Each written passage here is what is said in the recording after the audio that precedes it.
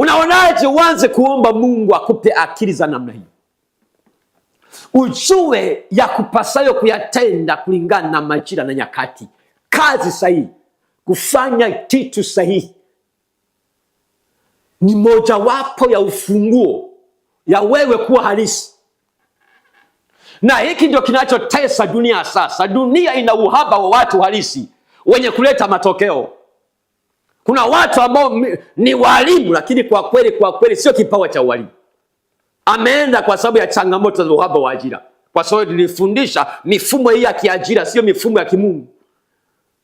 Ilianza kwa sababu ya tayari baada ya Adamu kuasi, ikaanzisha mifumo huu ya kiajira, vibarua, watu kutumikishwa, ambao unakuta sasa mtu anabaka anasubiria mshahara, sio kipawa chake. Haleluya, haleluya.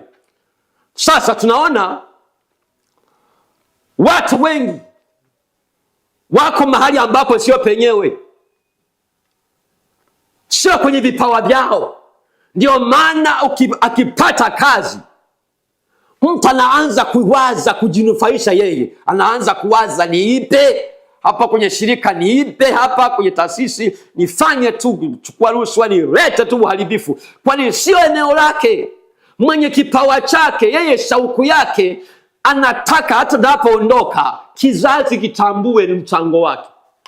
Hawazi kwanza malipo, anawaza kuwatumikia watu. Kipawa katika kufanya kitu sahihi. Hebu ngani kuambie kitu cha ajabu. Ukifanya kitu unachokipenda utafurahi. Ukipenda kitu unachokifanya utafanikiwa. Narudia tena. Ukifanya kazi unayoipenda utafurahi. Lakini ukipenda kazi unayoifanya utafanikiwa.